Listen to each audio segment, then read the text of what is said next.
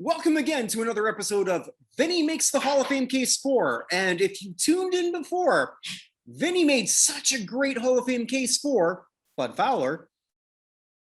Vinny, I'm going to give you credit. You got Bud Fowler into the Baseball Hall of Fame. It only took you after over 100 years after he passed. I don't know when he passed. No, it was 150 years after he started playing baseball. He passed in the 1920s.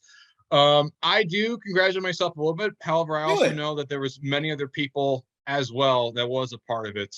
And of course, those people in that room making that decision. But as I said, I was making that case as well. Yep. A lot of people probably didn't even know who Bud Fowler was. Like, they probably were Googling him after they saw it. And I said, and I was making the case for the people at Barry. I said, you know, I want to do Bud Fowler because I think he's the most historically important one of all of them. And I even said there that I didn't even think that I wanted Bud Fowler very badly, but I didn't think he was going to make it. I thought if anyone was going to make it besides Buck O'Neil, it would be Bill Dowling. But sure enough, here he is. Yeah. Bud Fowler is now a Hall of Famer. Like, holy shit, he actually is. And I'm going to say this, and I told you this before we went on, that I was going to say I was wrong. I thought that out of all of the Negro League candidates, he had the least chance because of recency bias. He was the only one you couldn't even find any kind of video, anything. You just got to find the same image over and over again. So it's like, well, how are they going to pick him? But they did. So I was wrong, and I'm pleasantly so. I don't mind being wrong. Sometimes I like it. You always learn something from it, and then it's what you do with that information from it. But I want to congratulate you for that. Let's congratulate baseball and all, because I know we're going to be talking about football today, but you and I were both happy.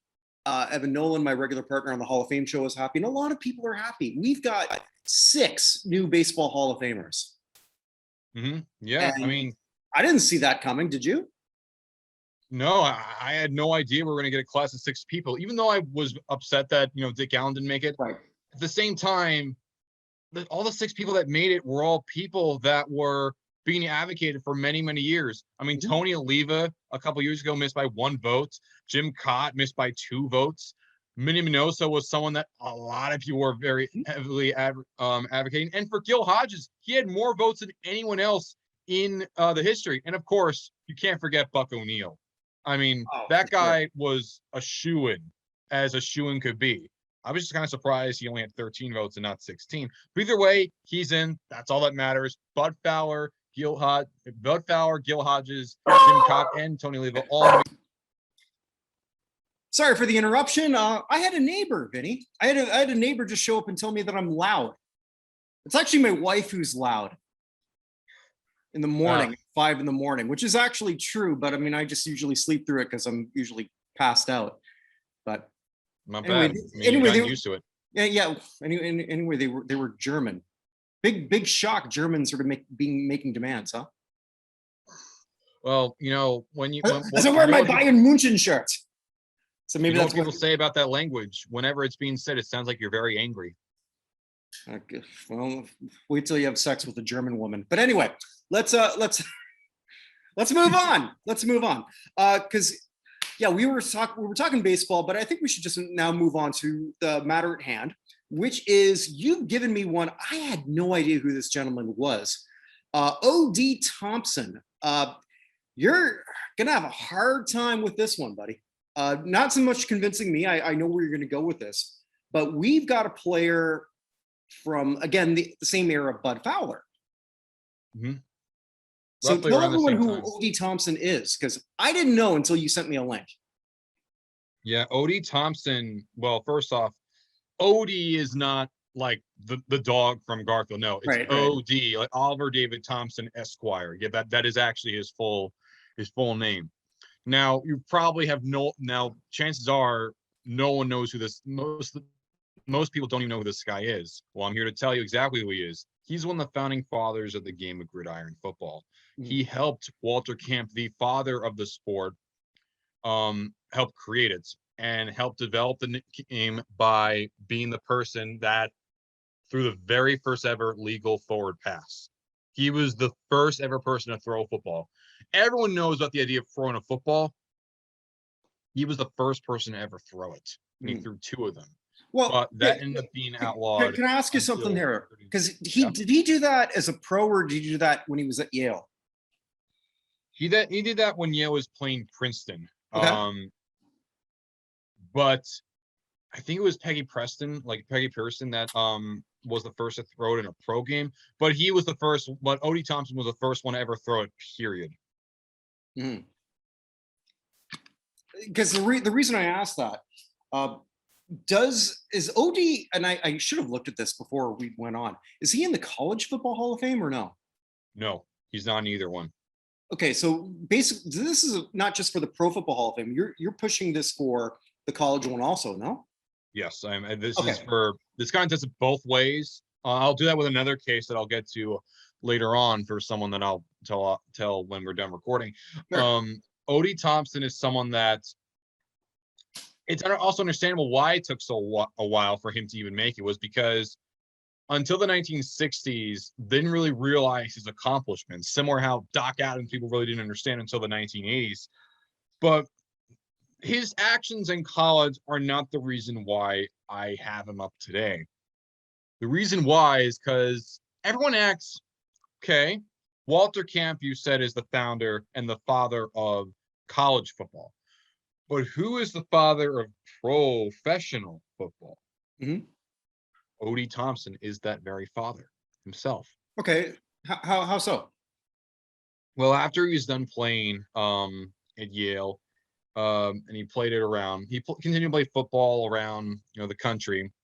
And then one day in 1890, he came with his friend John Moorhead, and they went home to Pittsburgh, Pennsylvania.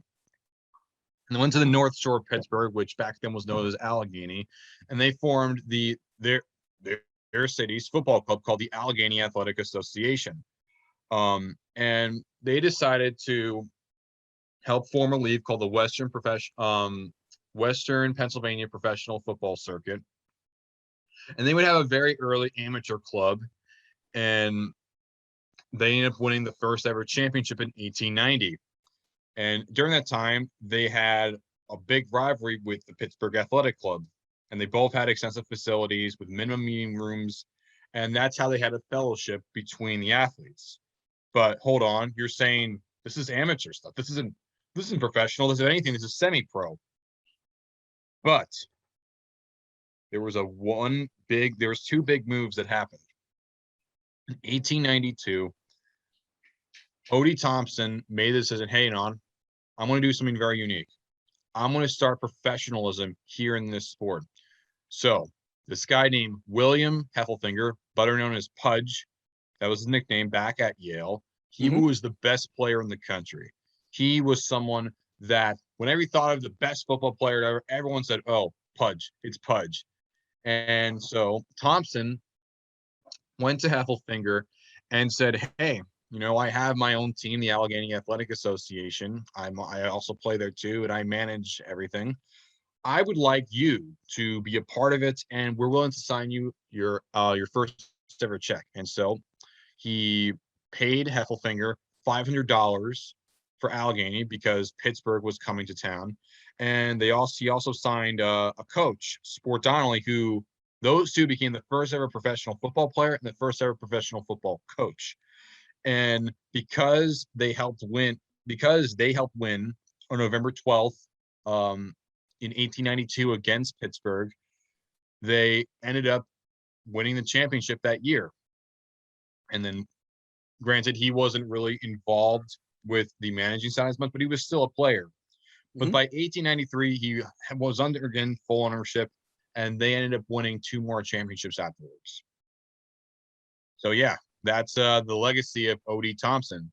He was someone that literally founded the game of professional football. But to be fair, his team ended up becoming, defunct by 1896 because it was fully professional, and the other teams in the circuit saw that as a threat, so they were forced to close.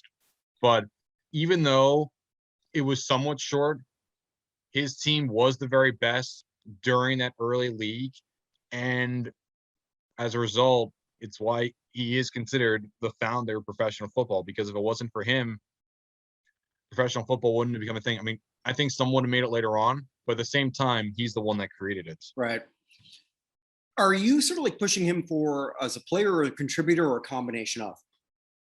Combination. Okay. And it's the same reason as to why you have Lambeau and Hallison, the Pro Football Hall of Fame. It's a combination. I mean, Yeah. the way I personally look at things when it comes to someone, I don't just look at their time as a player. I think of everything involved.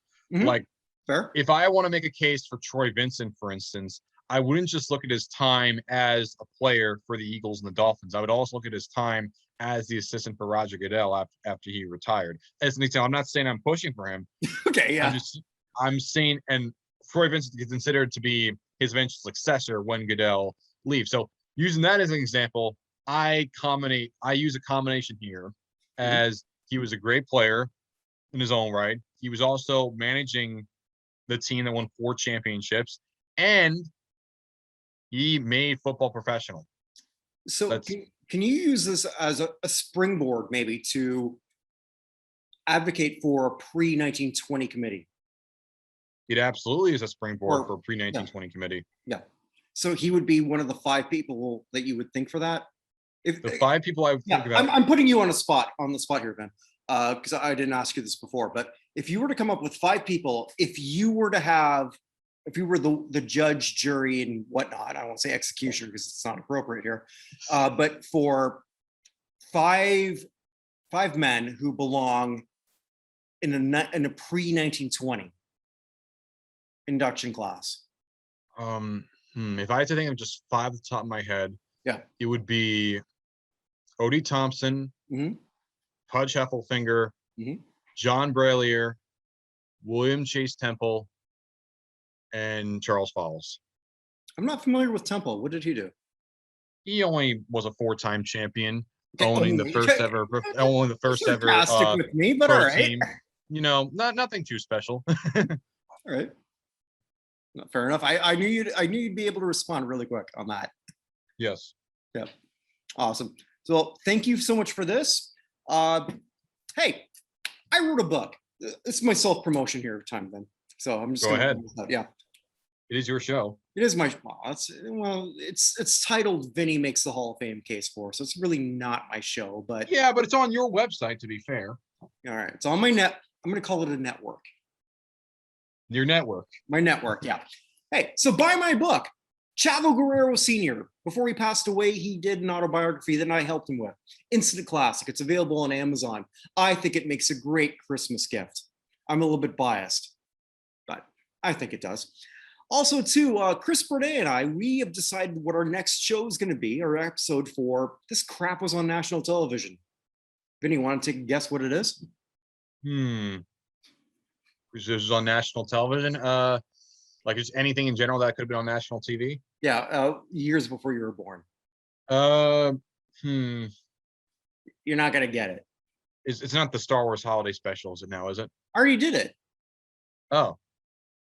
I'm trying Literally, to think you've been paying attention to what we've been doing, but thank you. I have been paying attention a little bit, but Chris and I have already done that.